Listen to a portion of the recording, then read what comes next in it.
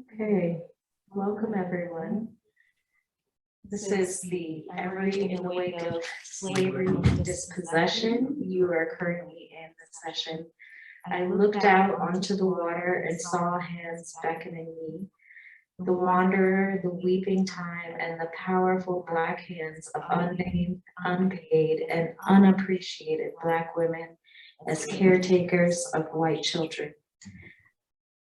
I will hand it over to Dr. Wallace-Sanders to kick off their presentation.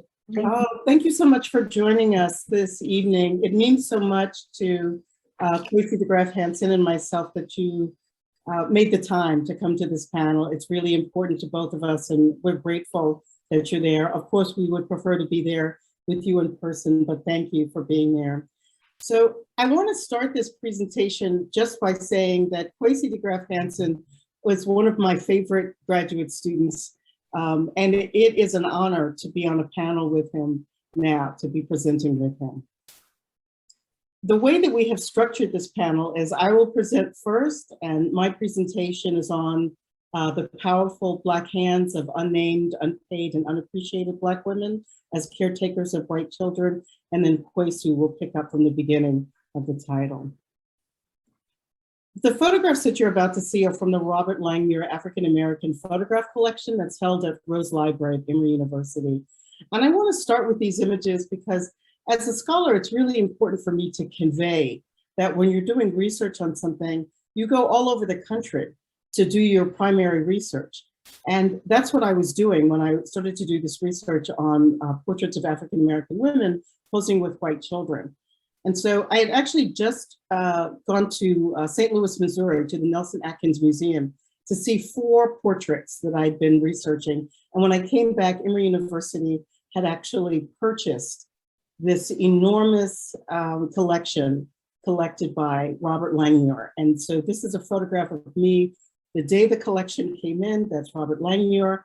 I'm standing with 2 of my graduate students, Mashadi Montabani and Michael C. Hall. That collection came in 2012. And within that collection, there are portraits of African-American women and young girls posing, holding white children. The portraits are complex because they tell the story of the most complicated interracial relationship for me. And that is the relationship between African-American women and the white children whom they helped to raise. Robert Langmuir collected these portraits under the category African-American nannies. So you have to try to imagine how enthusiastic I was to get back to Emory University, and there was a box of 20 photographs in African-American nannies, and I'd just gone across the country to see 4. So I'm going to show you a few, and it's important for me to say that these are very sometimes disturbing and really poignant portraits. This is my research, and so I understand that people might have strong emotional feelings about the images that you're about to see. So I want to convey my empathy for that, and I just want people to know I certainly understand that it's not always easy to look at these images. The first one is a portrait of an African-American woman who's virtually erased.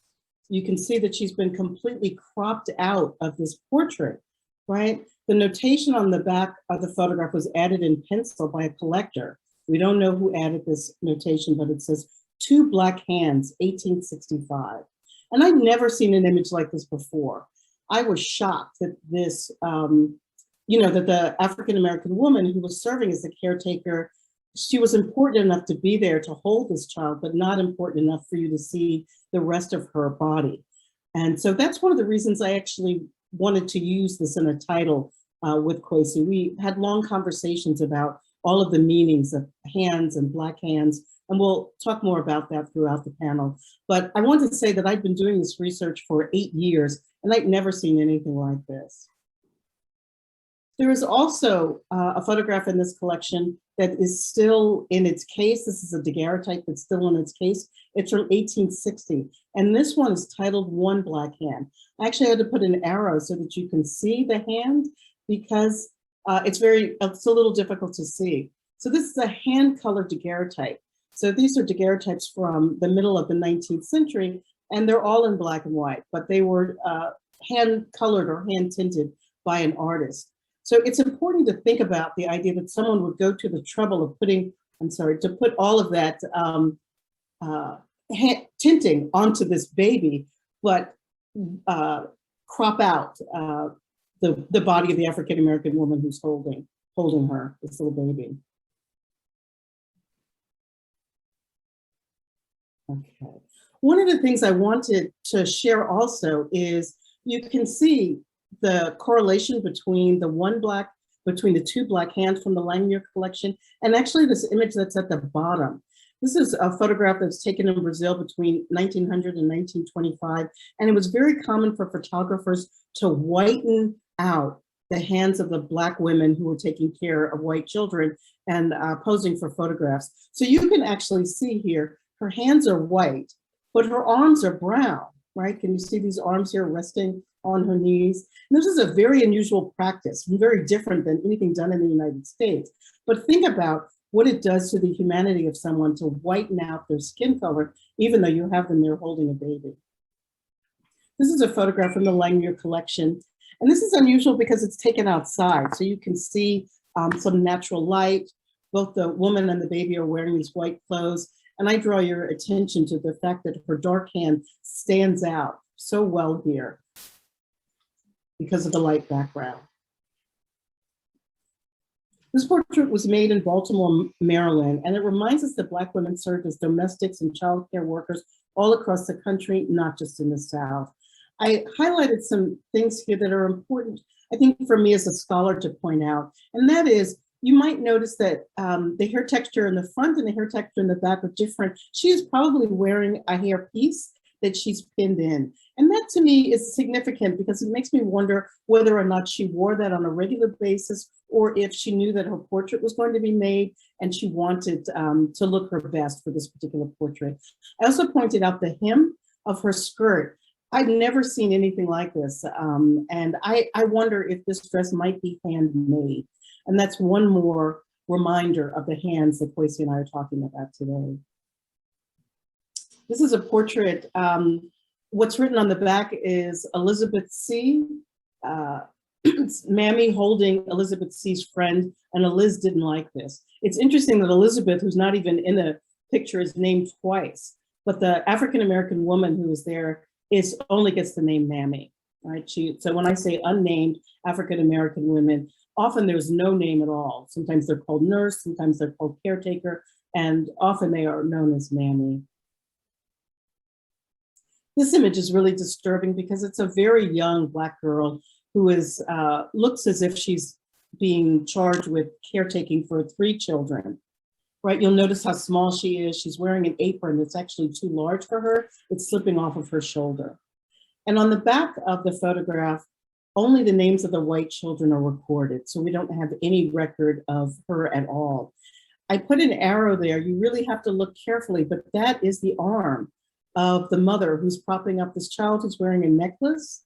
So she's standing just outside the frame. And that's not uncommon. That's called hidden mother, or it's called hidden mother portraits. And sometimes hidden father also, where they are sort of propping up the child but standing in the background. This is another young girl. I think these images are difficult to see, but they're very, very important. Whatever our particular stereotype might be of African-American women in the role of taking care of white children, we need to remember that sometimes they were very young girls who would start taking care of these babies at a young age, as young as this girl is here, and then they would grow up in the same role, right? So in the description, she's called a young African-American woman, but she's not a young woman, she's a girl, and that's really important. I put an arrow here so you can look at her hand, how small her hand is, holding this baby, one hand up supporting the baby's head and one hand also holding the baby. She's wearing a ring. And I noticed that that's not uncommon in photographs of African Americans during this time period. I think that rings were not unusual, but I also wonder if she's wearing this ring to draw your attention, to draw your eye to the baby, almost away from her, so that you'll look at the child in her arms instead. This is an image, again, from the Robert Langmuir collection. On the back of the photograph is the name Katharina. And, there are clearly 2 people in this portrait. And again, this woman who's holding this baby has no name. She has in one hand, she's holding somebody else's baby, and the other hand rests on her pregnant belly. And I have to ask the question, who's going to take care of her child once her baby is born? You can see her pregnant right here. And this is from the archive of portraits of Black women holding white children. That's from my collection. This is a very disturbing image. I want you to notice how the face of the African-American woman has been completely erased while the details of her shirt and her hand are very clear. It's not clear to me why or how someone erased her from this image, but that's what's happened. It's almost as if these women serve as props that are not really necessary. All you need are their hands. This is a close-up of his hand. This is from the Nelson Atkins Museum of Art in St. Louis, Missouri. And you know, this young girl is already her hands are already being put to work. She's tying the shoelaces of her master's daughter, who's wearing roller skates. So you can see how tiny she is. She looks like she's maybe 4 or 5 years old. And this is 1850. And the title is Young Girl with Attendant. Right, so this little Black girl is just considered an attendant.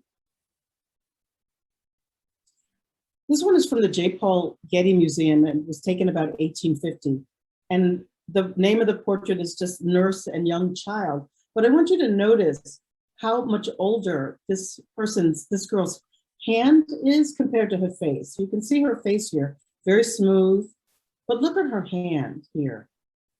What her hand reflects is the labor, right? How hard that she must have had to work. This is an image also very unusual and surprising. Her hands are hidden from sight, but her facial expression is absolutely telling a story. It's interesting that she has these folded arms, almost in defiance. I'm looking at this portrait and I wonder if maybe it started out as a portrait of her with the child, and then perhaps the father stepped in, and you can tell that maybe she's not that happy about this. This is important to me because I really want us to be able to think of the individuality and selfhood of the African-American women in these portraits that has been denied over the years. This is a portrait of a Black woman seated with white baby. That's the way the description reads. It says, woman wears a hairnet and brooch at her throat. I want you to also pay attention to her hands, the way she's not cradling the baby. She's not holding this baby close to her, right? One hand here, one here. And she's actually holding the child of the photographer. These are two images I thought would be interesting to share also. The one on the left is called Caretaker with Child from 1850. Again, a fairly young girl. You can see her hand here holding this baby, one hand supporting the head, one hand supporting the child. This image is from 1890, and it's Mrs. Wilson's nurse, right? Holding up, these are very strong hands, holding up this enormous baby. I have a feeling the baby doesn't have any clothes on because the family was showing off how healthy and fat that baby is, the big baby. This image is very, very unusual. I have this image printed up so that I can look at it on a regular basis. And so the description is an elderly Black woman holding a child, but on the back it says Aunt Nancy's baby and nurse. Aunt Nancy's baby was grandfather Wilcox's sister or half sister. So all of this genealogy about the baby. The baby was left in the nurse's care while the parents were gone. She had the picture taken. That's what it says in the back. She had picture taken and shut her eyes so that her picture would not be recorded. So this is fascinating to think that she's participating in this, but also showing some agency or something, some expression on her part that she didn't want to have her portrait taken, so she closed her eyes. The line that's missing from the back of the photograph that appears in the collection notes is that this baby actually died while the parents were away. So this is a very sad memento for the parents. This is an image from 1855. And again, daguerreotype of Black nanny with white child, no names, no more information. These portraits are often called orphan photographs because they come without any information of provenance. Postmortem photographs are difficult for us to look at, of course, because they're portraits of the deceased. One of the things that I found in my research is that there are postmortem photographs of African-American families, and there are postmortem photographs of white families. But the only interracial postmortem photographs are of Black women holding deceased white children, so that even in death, Black women are posed, photographed as props. And that's what you'll see here. You'll be able to see that this very young girl died. The description is portrait of a middle-aged slave woman holding a sleeping, that's not true, deceased, Caucasian baby in her lap, accompanied by a portrait of boy and girl, likely from the same family. It's not uncommon for you to see a postmortem where they're saying the child is sleeping. So I wanted to bring this portrait up again because I wanted to say that whatever happened, that someone decided to erase this woman's face. She's erased but not forgotten. And I wanted to leave us with my part of the presentation with this question: how do we honor these women, the unnamed, unpaid, unappreciated Black women, as caretakers of white children? Thank you. I will stop sharing.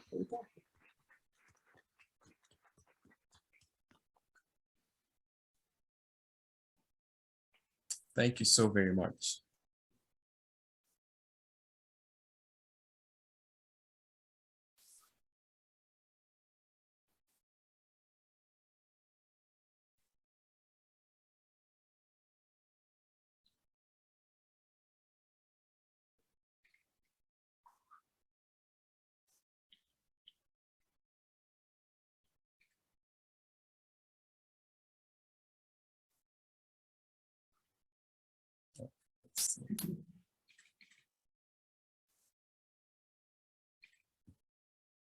All right. Am I audible? Yes. Hello? Yes. Oh, Yes, thank you you. are. Yes, you are. Thank you. Thank you. Well, first of all, let me also say thank you very much. First of all, I want to say thank you to Dr. Kimberly Wallace-Sanders for inviting me to be on this presentation, on this panel with her. It is indeed an honor. And I want to thank Emory University, of course, and all the organizers of this conference. So my presentation, where I pick off, is entitled The Wanderer, the Weeping Time, and Emory University. The last slave ship to Georgia, the largest slave sale in Georgia, and Emory University.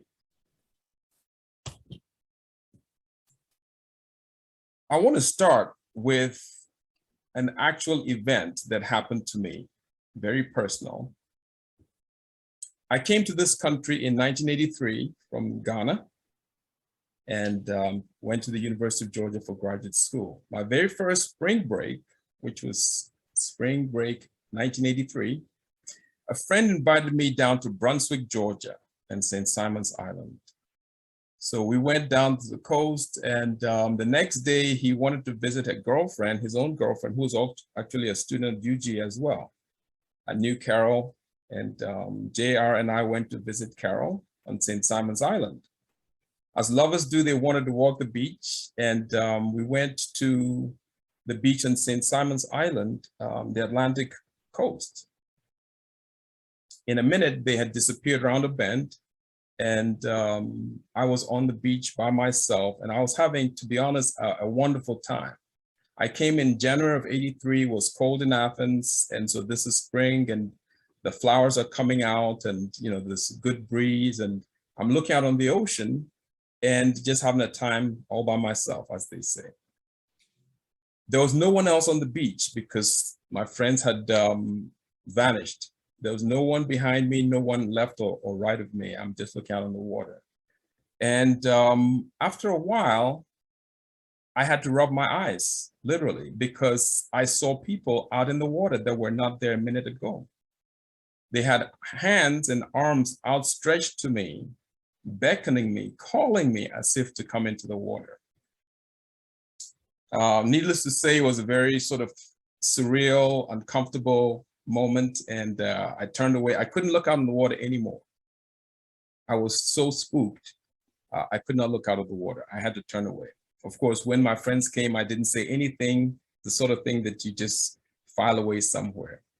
On this image that you're seeing, I also want to make reference to the fact that on the plantations, the enslaved people were typically referred to as hands. So if you were an able-bodied man or woman from somewhere between 16 to 50 years old, and you could do a full day's worth of work, you were called a full hand. If you were older or younger, you were a half hand.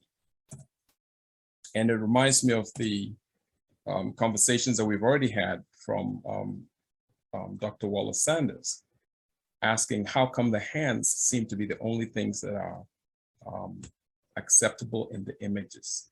All right, so I mentioned that I'm from Ghana, and I'm showing here a couple of images. My hometown is actually Cape Coast. And so you're seeing a fort that is there labeled Cape Coast Castle. And to the right of it is Christiansborg Castle. And you see it's flying the Danish flag. All the Europeans were in West Africa. And of course, ended up with transporting enslaved people to the Americas. So let's start with the Wanderer. The Wanderer went to West Africa in 1858 and docked back in America, November 1858 on Jekyll Island, just off the Georgia coast. Now, this is 50 years after the United States had actually abolished the slave trade, not slavery, but the slave trade, as in no American ship can leave this continent and go and procure or bring enslaved people. Now, what you're seeing is also Charles Lamar. He's an alderman in Savannah, Georgia. He used to be a police commissioner, very well known, a plantation owner. He and a group of people decided they wanted to reopen the slave trade. So anyway, they purchased this ship, which was a sailing yacht, originally in New York. They brought it down to Charleston, South Carolina, outfitted a little bit, took it to the Congo River in Africa. Ended up bringing about 409 enslaved people back to America and to Georgia. What is interesting is that this slave ship Wanderer is very connected to Emory, and the next couple of images will show that. But here we're seeing some images of the ship. So it turns out that the logbook of the Wanderer, the yacht Wanderer, is actually domiciled at Emory University in the Stuart Rose Manuscript Archives and Rare Book Library, or MARBLE. It's actually available. The good archivists have made it available, so anyone who wants to can actually see this. But so here you can see the logbook of the Wanderer. So we open to the very first page, and what attracts me to this is this interesting calligraphic writing, handwriting, almost as if as a wedding invitation. But the person who wrote this, probably the captain, William Corey, or could be Charles Lamar, was about to embark on this journey to West Africa and bring enslaved people of all things and all people. Let's take a look in this logbook. And notice it actually says, "In the Congo River" as the title, just above the word remarks. And I want to read the first entrance. It says, "Thursday, September 16th, comes in fine weather with fresh breezes from the southwest. At 5 p.m. arrive at Pont du Vin and came to anchor off the factory." What is interesting and significant is that the factory was a name given to those slave forts and castles that we saw earlier. They were factories. We have this image of 3 of the Wanderer captives This is in later life. And this comes from an article by Livia Gershon. This yacht trafficked enslaved Africans long after the slave trade was abolished. So it's an exhibition in Louisiana. It's actually from this year, May 2020. Dr. Kimberly Wallace-Sanders made us realize that most of the enslaved people are hidden. And the research that I do also, I talk about hidden landscapes and hidden people of slavery, because I realized that we're walking, driving places, former plantations, former slave auction sites, and have no clue of the horrific events that happened there. Also, we rarely see images or have images and names. So here we're fortunate to see Wardley, Tucker Henderson, and Romeo. Let's talk about the weeping time. So the weeping time is a reference to the largest slave sale in recorded American history. In 1793, Major Pierce Butler, who happens to be one of the founding fathers of America, he's a sign of the US Constitution, begins 2 plantations in Georgia on the coast, one in Brunswick, or just north of Brunswick near Darien, and the other on St. Simon's Island. So he had this Butler Island rice plantation near Darien and a cotton plantation on St. Simon's Island. I put here that we can only imagine the prodigious amount of work and also the ingenuity and wisdom that the Africans and African Americans contributed to these plantations. But in 1859, Major Butler's grandson, called Pierce Mace Butler, ends up selling 429 of these enslaved people at the weeping time. And just because he's a gambler, had lost a lot of money, or squandered the money, I should say. And his recourse was to sell half of the enslaved people. Why the weeping time? The weeping time because it rained torrentially the 2 days of the slave sale, March 2nd and 3rd, 1859, and the enslaved people stated that God must have been weeping. So this is Pierce Mace Butler and his ex-wife, Frances Kemble. So Kemble is well known as a Shakespearean actress. She's from England originally, but she's also known for writing one of the most prolific and one of the most descriptive accounts of slavery. She wrote a journal while she was on the plantations in 1838. And it's titled Journal of a Residence on a Georgian Plantation, 1838-1839. It turns out that it's a very significant piece of work, not only literature or American history. It is known by some historians as having influenced the outcome of the Civil War. How so? Well, she writes it in 1838, but is very descriptive of the horrors that she sees on the plantations. Her husband forbids her from publishing it, so she cannot publish it, does not publish it until 1863 at the height of the Civil War, when friends encourage her. At this point, Great Britain has been solicited by the American South to help them with money and arms. It's at a time where the war and the battle could go either way. Her journal, published in London in May, actually, of 1863, supposedly turned the British Parliament away, and they did not help the South. So she very well may have changed the course of history. Okay, so on the left, we're looking at the first advertisement for the slave sale. It was published in the Savannah Republican newspaper, February 8, 1859. So that's the day that sealed these people's fates in one form or another. It says a gang of 460 Negroes accustomed to the culture of rice and provisions will be sold on the 2nd and 3rd of March at Savannah by Joseph Bryan. Bryan is the largest slave broker in the Southeast. And notice here, it says the Negroes will be sold in families and can be seen on the premises of Joseph Bryan in Savannah 3 days prior to the sale, when catalogs will be furnished. and we'll talk about the catalog in a little bit.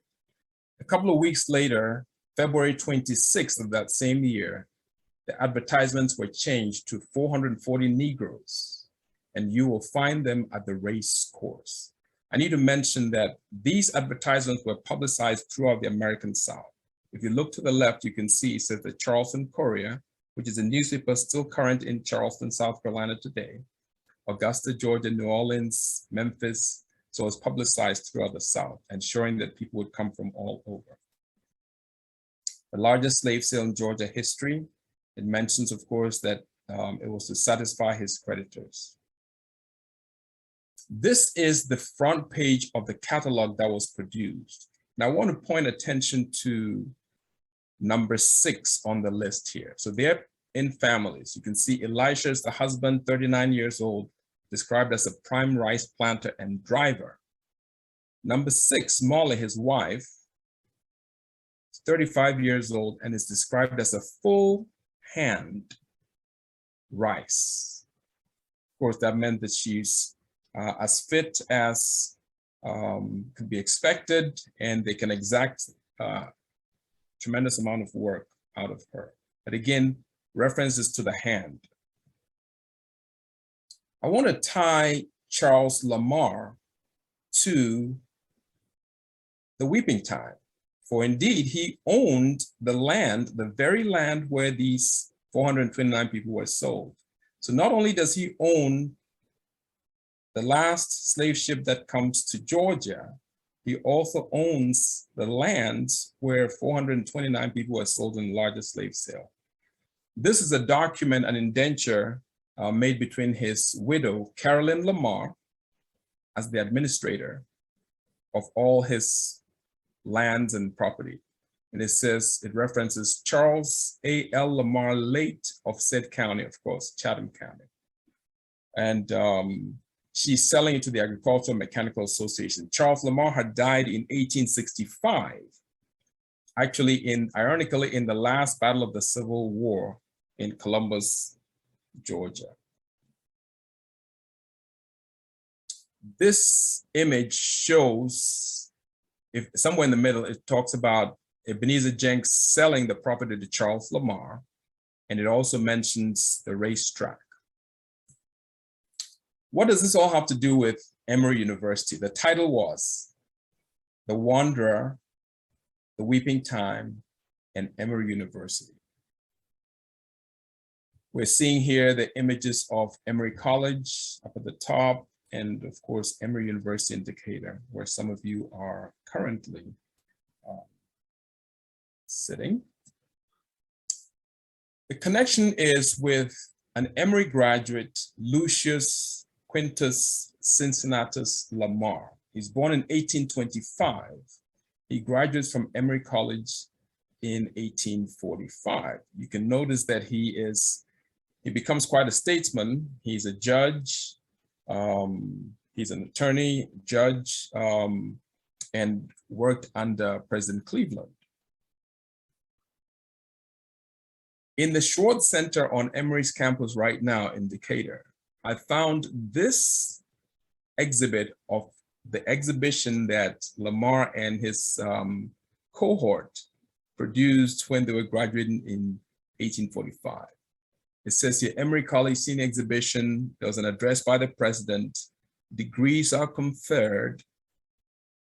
Notice in the middle, Lucius QC Lamar, Oxford, Georgia. And he gives a presentation called Religion Came, and where proud science failed, she bent her knee to earth, and over man prevailed.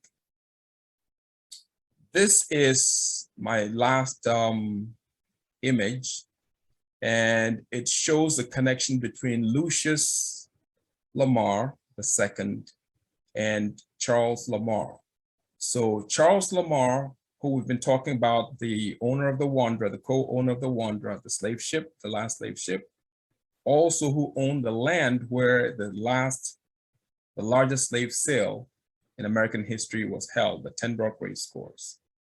So I did a little bit of research going backwards and find out that Lucius's grandfather, John Lamar, is brother to Basil Lamar, who is also the grandfather of Charles Lamar.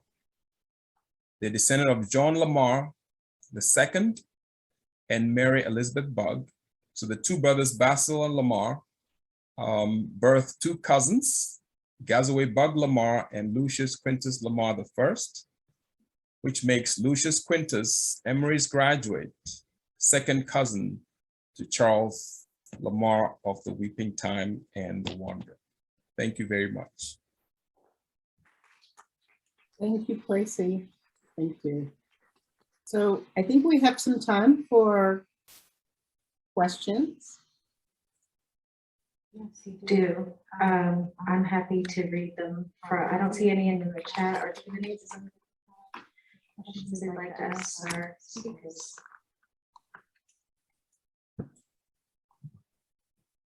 Sorry. Oh. This is so fascinating. It's Mark Auslander, and I love your work, and I'm teaching your piece next week in my seminar at Boston University. So the students will be excited for this latest. But I'm wondering maybe a little bit about both of your thoughts about hand symbolism. Right, there's this complex way that in so much of the writing about the contemporary writing about enslavement, the hand or the enslaved person is figured as a kind of prosthetic extension of the capacities of the slave owner and of capital and so forth. So that just contrasting these different kinds of hands that become detached in different gendered ways. The hands detached, as Kimberly has shown us, from the actual bodies, but they're instrumentalities of the reproduction of white kinship that depends so intimately on the labor of care, which is alienated and sort of pulled out along with milk and love and all such other work. And then these hands that are, as you say, sort of chopped off from domains of kinship and recirculated in the interest of this massive capital enterprise of the Atlantic system. I'm just overwhelmed by it. It's a beautiful, almost poetic presentation you give us, but I'd love to hear more about your thoughts about how these different kinds of extended, prosthetic, detached, recirculating hands articulate with one another. Okay, thank you, Mark. It's nice to see you. Certainly, the word prosthesis works very, very well here. I think one of the things that's really important to remember is, it's very difficult for us to wrap our minds around, 19th century slaveholding mentality and attitudes. One of the things to think about, for example, is, you think about the fact that African Americans were listed with property, right? With the animals, with furniture, were considered 3/5 of a human being, but they were turned over, right, as infants to African American women, often as wet nurses, right? So they were going to be breastfeeding these children. So there's something about the prosthesis of intimacy also that seems to be apparent here. And that is, you are good enough to take care of our children, but never to be equal. And so the prosthesis of, the physical body and also of the emotional aspect of this, I think is very complex, but I'm glad that you're bringing it up. I think that Kwesi and I are going to think a little bit more about this. Maybe you have some more thoughts about hands and prosthesis and the complexity of this. Well, thank you, and thank you, Dr. Mark, for that the question. I think Dr. Wallace-Sanders has said much of what I'd say too. But again, it is very interesting that the hands are all that are needed. And you know, I made a note while Dr. Wallace-Sanders was speaking. She stated, she said, all you need are their hands. Okay. And Dr.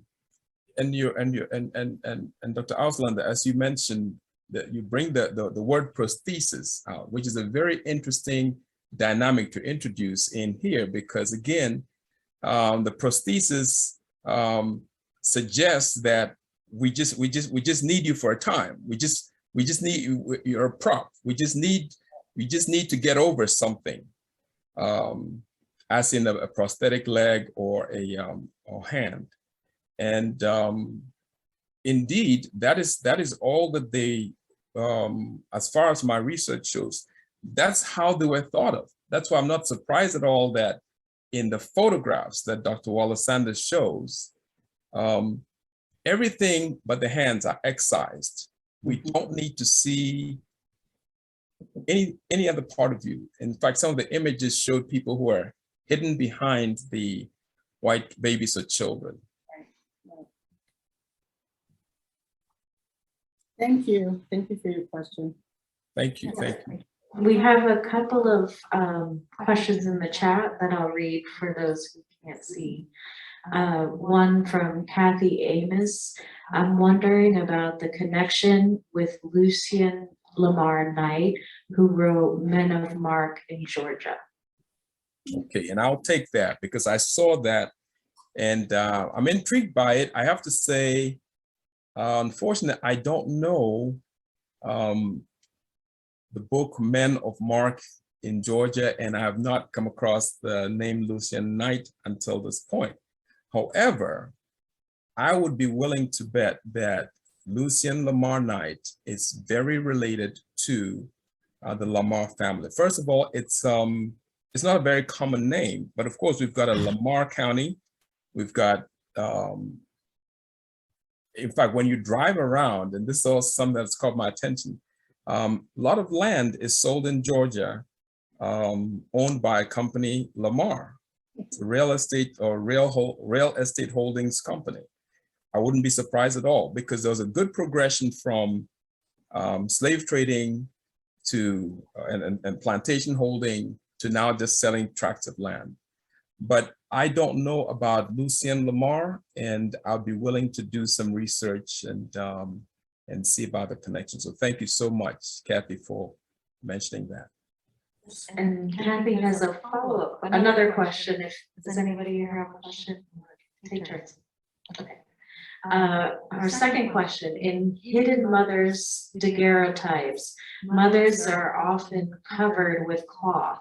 Is that possibly what was done with the women in your pictures? No, that's very different. I'm so glad that someone knows something about hidden mothers. Yes, if you just Google hidden mothers, you'll see these daguerreotypes of babies that are sort of propped up in chairs, and the women are sometimes covered with a blanket, a rug, some curtains on top of them, so that the baby can be at the foreground of the picture. No, in the images that I'm showing you, these are they have been cropped out of the picture. So in the one that where it's been digitally erased, right? That's an image where a woman is holding a white baby in her arms, and someone has done something to actually erase her face. So that's very different than hidden mother. And also in the two black hands, the image is cropped in such a way so that all you have is the hands and that baby. So hidden mother is very, very different.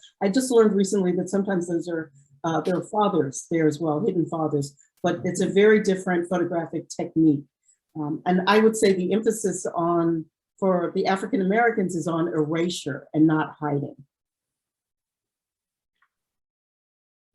Oh, you're very welcome. We have about 2 more minutes. Any quick questions? Well, if not, thank you both so much for your wonderful scholarship and Thank you. Thank you for attending. We really appreciate it. Yes. Yeah, Thank you so very much too. We appreciate it. Thank you so much for your attention and time. And we hope that you'll stay in touch. You can find Kwesi de Graaf Hanson and myself online. Find us and we can continue this conversation. Yes. And if I may, as the last thing, Dr. Kim, you posed a question to us. I say Dr. Kim because as she said, I was one of her favorite students. Well, but you asked a question, how do we honor these hidden people? And so I want to throw it out. I know we have just seconds, but I wanted to go with us and resonate with us. How do we all honor these people? Do we keep them as hidden, or do we all collectively do what we can to pull them out of the shadows, to pull them out of the corners, and to put them in the frames again? That's right. Thank you, Kwesi. That was very well put. Thank you. Thank you all. Thank Thank you you all so so much. much for being here. And enjoy.